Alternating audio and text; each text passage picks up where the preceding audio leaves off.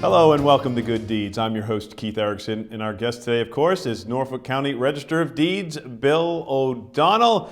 Haven't seen Bill in a few months. We want to welcome him back to the studio here at Braintree High School. Bill, welcome once again. Keith, thanks, and thanks to BCAM for doing this, and Happy New Year to you, and a healthy New Year, and to everyone out there in Braintree, a healthy New Year to all in 2022. Let's hope it's a good one.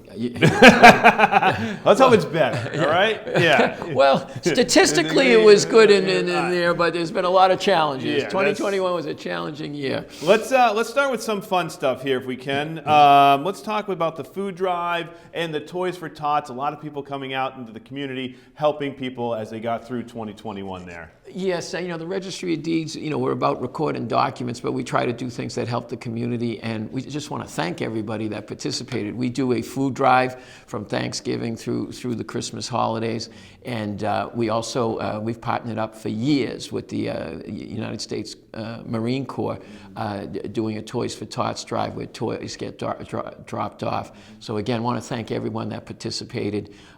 It was very, very successful, and also good turnout, right, for the toys. And the food drive, especially where a lot of times we host things at the advisory board, with the advisory board, which is like our town meeting, and people will bring, either a donation of food or presents. But in this case, because of COVID, we didn't have it, so we were kind of worried. But people. Again, thanks to BCAM, a lot of community outreach. There were a lot of public service announcements about the food drive and about the Toys for Tots with the Marine Corps Reserves, and it was successful. And of course, as far as the food pantries, if you go to our website at the registry, www.norfolkdeeds.org, we have a list of all food pantries around the county, so they need food all year, not just at the holidays, and certainly in Braintree, they have they provide a great service to the community. Numbers. We have so many numbers for you guys to listen to out there. Bill, why don't you take it away? How did 2021 quarter shape up, compared and contrast, and give us some numbers there. Well, 2021 was a tremendously busy year. Really? Total documents recorded in 2020 were 180,000, and it was over 195,000 in 2021, or a 9% increase in total documents recorded. And Braintree saw the same thing, that Braintree actually had 8,901 documents recorded in 2020, again, the calendar year. And from January 1st to December 31st in 2021, Braintree had 9,544 documents, or a 7% increase. And this also shows in sales, whether it's the county or Braintree. People want to live here. There are demands. And if you look, total deeds were up in Norfolk County. We had almost 21,000 deeds recorded in 2021, or 13% increase. And in Braintree, there was it went from 989 deeds in 2020 to 1,128, or a 14% increase. So again, you can see great increases, and the prices are up. And again, we track residential and commercial, and in countywide, there was a 19% increase in sale prices, 2020 over 2021. So 2021, it went up, and it went up by 168,000, and that's a 19% increase. And Braintree kind of mirrors that. It was a 12% increase. Another part of the document volume is mortgages, and countywide, we saw mortgages go up 2%. But interestingly enough, in Braintree, they went down 5%. So what we're seeing is mortgages were tremendously busy, and certainly in November and December, rates are starting to creep up. Of course, sales are usually down in December, but it was striking to note that although mortgages have gone up countywide 2%, they did go down in Braintree, but they've gone down in other towns. And again, the Federal Reserve is looking, even as we speak, about increasing the interest rates, which is certainly going to have an effect on mortgages, because most people refinance for that lower rate. And homesteads, I got to thank BCAM, because homesteads and homesteads are it's under the law, Chapter 188. If you own a home, your principal residence, it could be a home, a two-family, a condo, you can record a homestead under the Homestead Act, which protects you against certain creditors, so they can't force the sale of your house. So a lot of people, I think, have become aware of it through efforts like here at BCAM and around the county, and it went up.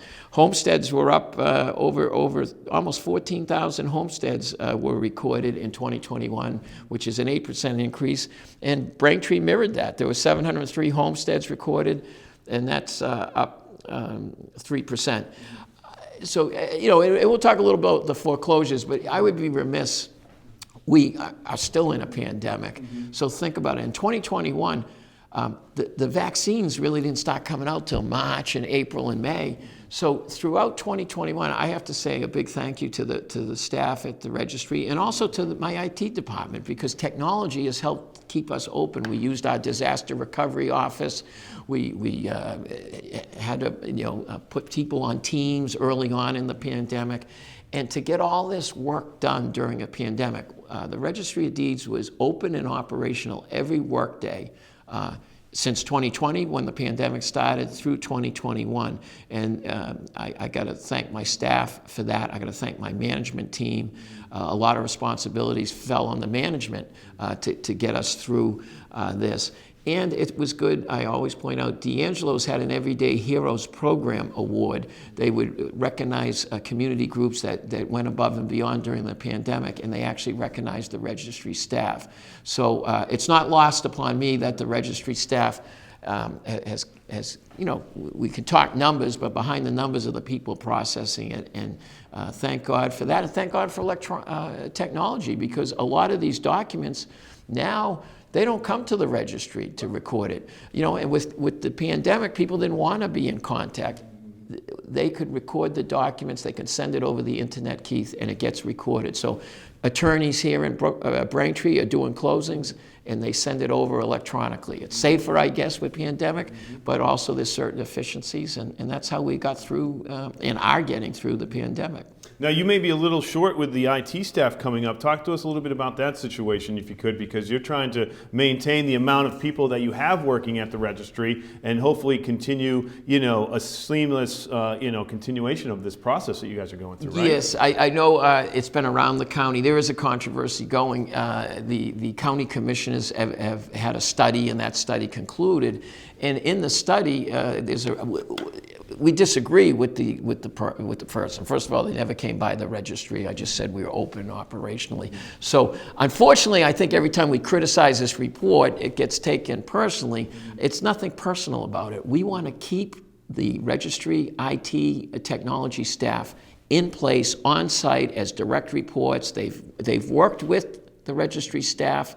They've worked for me for 20 years. And to suddenly not to have them there, I don't think, it's not a sound policy. And a lot of people, and I got to thank the people, over 700 people have signed a petition.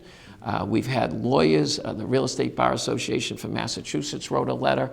Mass Lawyers Weekly wrote an editorial saying that the commissioners should keep an open mind. And I hope they do, because we just want to keep the things the way they are. And it's not efficient to move or not have staff when things are needed to get recorded, these documents. And remember, in fiscal year 21, we collected over $81 million. Some of it is Community Preservation Act money that gets back to the local communities. When things happen, we have the IT staff there taking care of things right away. If we don't have an IT staff on site, that's not efficient.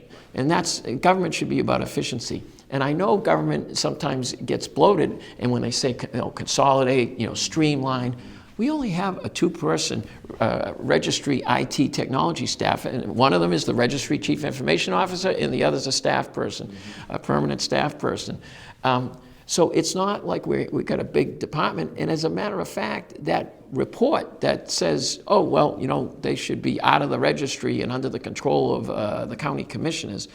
First of all, the registry is run by, the documents here. We've been running this for 20 years, and actually I've been doing some research.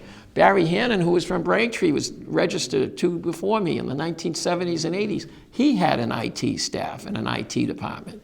So sometimes government, you got to make changes, and other times if it's not, broken, why don't you just leave? Yeah, why don't you just leave it alone? So why are we bringing that up? We could talk statistics. Technology has driven the modernization initiatives and how the registry delivers services now, and it's so important. Our technology department is intertwined into the registry operations. That's why all these people, including the real estate bar associations, the president of the Norfolk County Bar Association, is saying keep the registry IT staff on site.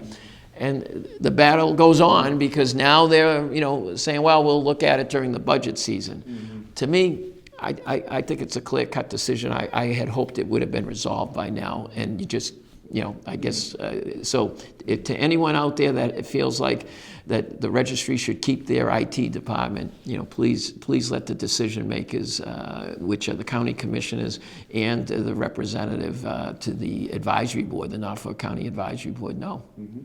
Well, we're talking with Bill O'Donnell. He is the Register of Deeds here for Norfolk County, and he's been doing this show for a couple of years now, right? And I think, three anyway, 3 or 4. 4 years anyway. So enjoy it. Yeah, and let's talk a little. Let's rewind a little bit. Let's talk a little bit about the free service you have for your comparative to the gentleman out there doing title lock. And can you just take us through that a little bit? And you're giving away something for free, and you hear these ads on for title lock on the radio, and you're like, well, we can secure that for you for a free service. Well, and there is a need. I guess maybe I should have started the business. It's a great business model. We've been getting a lot of inquiries because people watch the news and there's television ads, and I hear it on the radio. First it was Rudy Giuliani, now it's Newt Gingrich. There's title lock, and they have former FBI IT security people saying,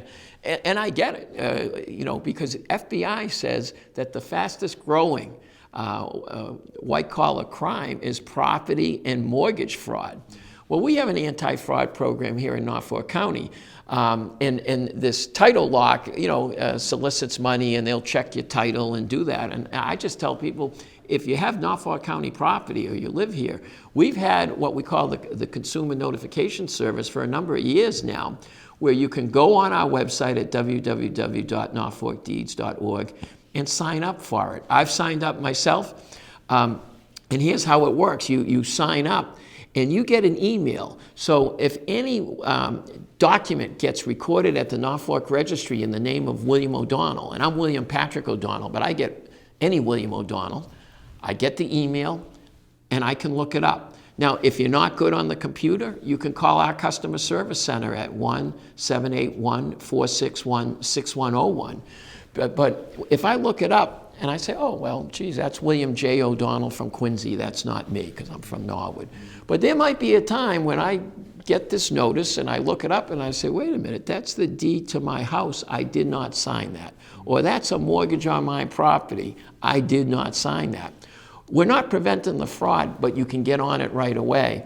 And that's kind of, there are private agencies now soliciting people to pay for that. Now, we just do it as a free service because we recognized, even though we haven't really seen it in Norfolk County, it's been in other jurisdictions where titles, quote, quote, have been stolen. And recently in Worcester County, there was someone convicted, but he was using sort of abandoned properties and kind of grabbed onto the titles and fraudulently sold them and all that. And again, we don't want to worry people.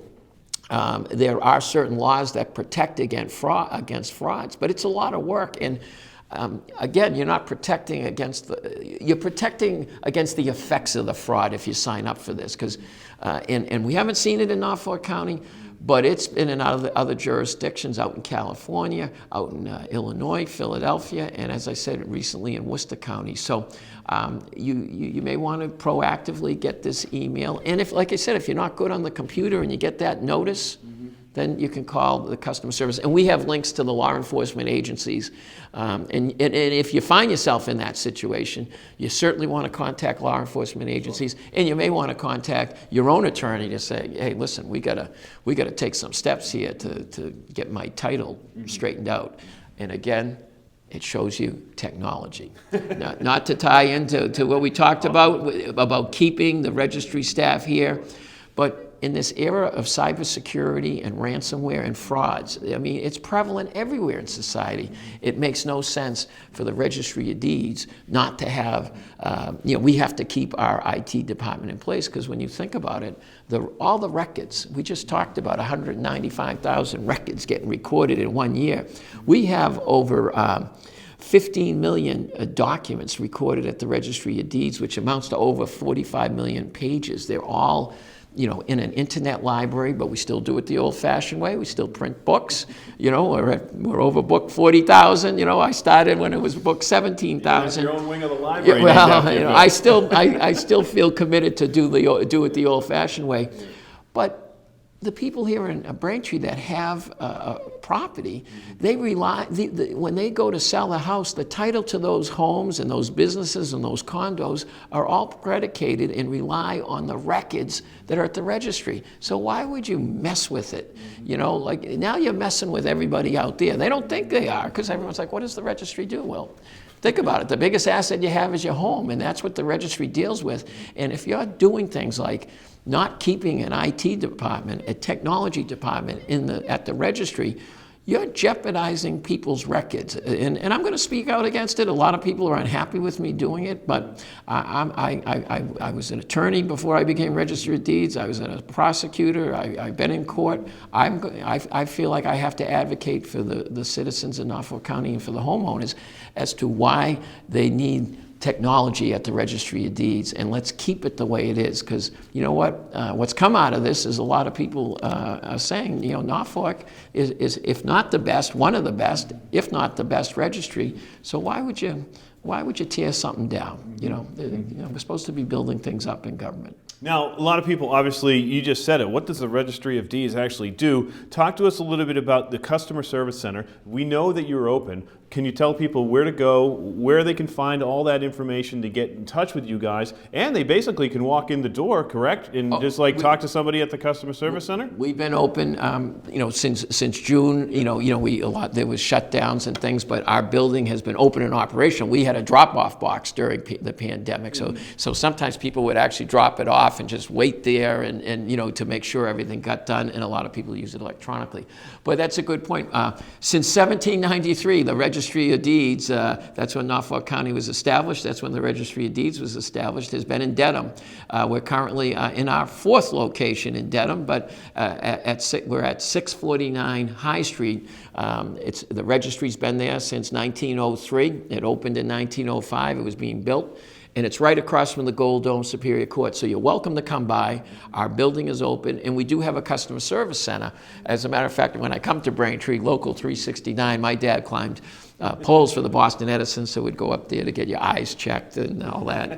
The Union Hall was there, so I laugh because one of the reasons, when my dad was 38 years working for the Edison, but when you're talking about work back, we were trying to modernize the registry. It's like, all that modernization. Remember, some of us don't know anything about computers, don't care to know anything about computers. So that's where the Customer Service Center came. So part of my tenure that I'm proud of is not only the modernization, but we created a Customer Service Center. So people can come in, and sometimes people are on jury duty upstairs, or they just come in off the street, say, hey, can I have a copy of my deed? And that's what we do when we go out to the, Braintree. The mayors have been great, letting us use the facility to have office hours. And you can come in to the Customer Service Center and do the same thing we do at our office hours, get a copy of your deed or check on a mortgage, make sure, see if you have a discharge. So we have dedicated staff there, and you can call them directly, 781-461-6101. And a lot of the information is on our website, which we've announced, www.norfolkdeeds.org. So we try to use that. There's information for first-time home buyers. There's information for people that are struggling with foreclosure, for instance. We've partnered up with Neighbor Works Housing Solutions and Quincy Community Action Program. I know countywide the numbers went, were still significant. Countywide, notices to foreclose were 141, which is down 23% which is great. And luckily in 2021 in Braintree, there were only 9 notices to foreclose, but that's still 9 people struggling with the situation. So go to our website, take advantage of these nonprofit groups, like I said, NeighborWorks Housing Solutions or Quincy Community Action Programs. Our website also has a link and information to the Attorney General's office, and they provide resources to those struggling with foreclosure. So if you're getting behind in your mortgage or having issues, I always say don't wait till the sheriff's at the door and they're selling the property out from under you. Get the advice, and there's a counseling component to these groups. They'll walk you through and give you some counseling, some advice in addition to dealing with the legal problem you find yourself in with foreclosure. Why would somebody need a copy of their deed, and how do they get it? Some people, probably like me, type A, they just want it. You don't necessarily need a copy. I'm sure when you go to sell your house, if you can't find a copy of your deed, your attorney or you could go online, but it's very easy. You could either write to the customer service center, go online, or come by the registry. And when we have office hours, sometimes we are invited. I've spoken to the Rotary and Lions clubs. We bring our computers and we just print them for free. But some people just like to have it, just so it has it, because the deed has, who owns it, for instance. The husband and the wife might be on it, so that clarifies it. Plus, it has the recording information of the book and page. But again, if you don't have it, the sun will rise tomorrow. When you go to sell your house, that's, your professionals that you hire, the real estate broker, the lawyer, could get that information for you. But if you want a copy of your deed, and that's another thing, the theme here is come directly to the Registry of Deeds, because believe it or not, even though we've publicized it, there's deed scams. There are groups out there that say, hey, we'll get you a certified copy of your deed for $59. Another group sends out a letter, it looks like a real estate tax bill, and for $95 they pay this tax bill and they get you a copy of your deed. Well, don't be paying $59 or $96 to these various outfits. And again, we've written to the Attorney General, we've written to the Secretary of State. They have put out consumer alerts. I recognize it may be legal. I just think it's kind of unconscionable that they take advantage of people. Go directly to the Registry of Deeds, sort of like the Consumer Notification Service. Go directly to the Registry of Deeds. You'll save yourself some significant expense, and they're going to come to us for the copy of that deed that you're paying $60, so come straight to us. And a lot of times when we're out as part of outreach, we do it free, but at the most, if you're charging, it's $1 a page. So it's like if it's a 2-page deed, it's $2. Don't pay $60 or $95 to groups where you can go directly to the registry, or if it's part of our outreach, you could get it free. Are people at the Registry of Deeds, I know you did a lot of outreach before the pandemic, are you getting back into maybe actually visiting outside the Registry of Deeds? I have done that. I'm a little nervous. We have some staff people that have some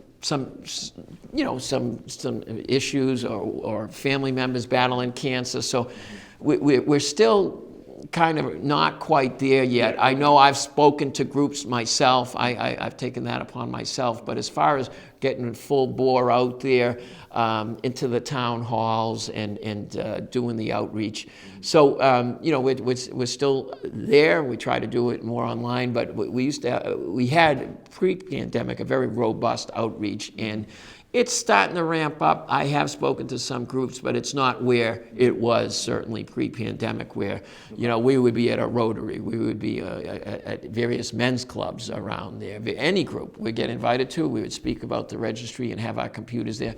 A lot of senior centers, and even a lot of senior centers are kind of limiting the activity. So, and with the town halls as well. So we'll see, and we were hoping, and now here it is, the winter, and things are spiking up. So yeah, take it slow, yeah, steady. Yeah. Okay.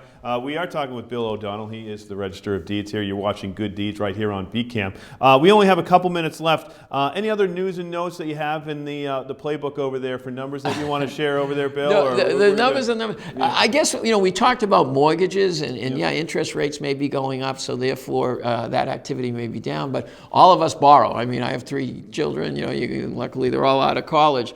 But you should check your mortgages to make sure they've been discharged. So when you refinance, or and you got a new rate, say, make sure those old mortgages have been discharged. And when again, you say discharge, what does that actually mean? It's no longer in your file, quote unquote, or how does that work? See, that's a good question. All these documents are always in the file. They don't come out of these records.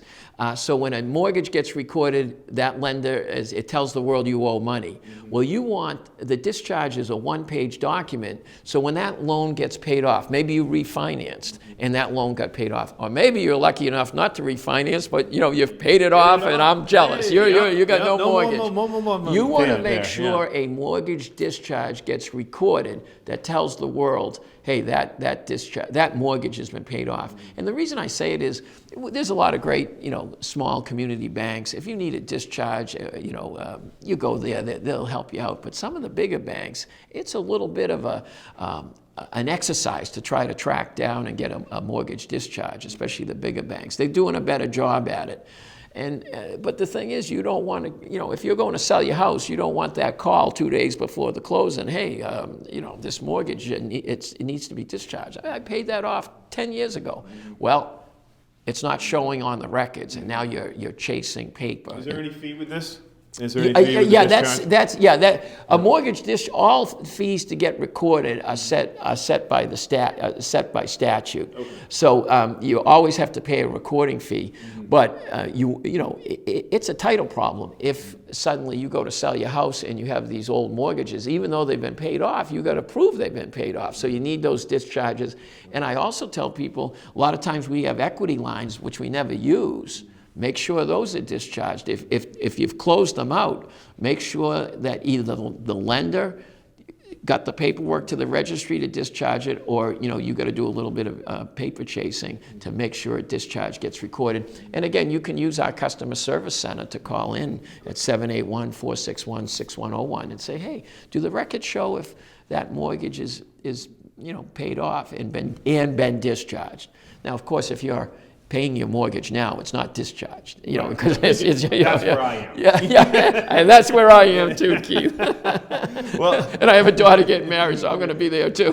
Continue to be there. Don't take out that equity loan just for that. Well, if you can, just finish up with anything that you want people to be aware of, maybe this coming year in 2022. Should they be, if there's a change of property or anything like that, talk to us a little bit about anything you want to really let people know about to kind of be concerned about. Sure. Sometimes we get so wrapped up in things. I would be remiss. There is legislation that we're trying to get through the Registers Association. So when these mortgages, sometimes they get assigned 10 times or whatever, and people are like, I don't know who has my mortgage. I know I'm paying someone. And it would just clean up the record if when a mortgage gets assigned, the assignment gets recorded. And we have two bills. Senator Keenan, who represents Braintree, is one of the sponsors. Senate Bill 1060 and House Bill 1576. Where it requires within 30 days, only on residential mortgages, that when they get assigned, you record the assignment at the registry. And it's being asked to do that because it's required on the land court side, but it's not required on the recorded land side. And it would just make things easier for people, because if assignments were recorded, then you could just look it up on the internet, and say, oh, that's who's got my mortgage. Or if you have to chase a discharge, oh, that's the last entity that has it. So the legislation continues. I know with COVID, even the State House, it's still closed, but legislation still is being looked at. So if you could urge, it's had a hearing, and if we could get it voted out of Judiciary Committee and maybe move it along, that would be great. But that was Senate Bill 1060 and House Bill 1576. They both have the same language in it to try to. I think it would be better. It would be good for the consumers. So, and again, we're at the registry. We're here to serve you, and even though it's the pandemic still moves on, we're still open, operational, and our doors are open. So give us a call if you need anything. Yeah, one more time for the website and one more time for the phone number. Sure. Again, Norfolk County Registry of Deeds. The website is www.norfolkdeeds.org. The customer service center is 781-461-6101. Or if you want to email me, you can email me at registerodonnell@norfolkdeeds.org, and that's ODONNELL. Perfect. Billy, thanks. Thanks, Keith. It was great. Great. And we've actually been talking with Bill O'Donnell. He's right over there, the Norfolk County Register of Deeds. And you have been actually watching Good Deeds. Until next time, I'm Keith Erickson.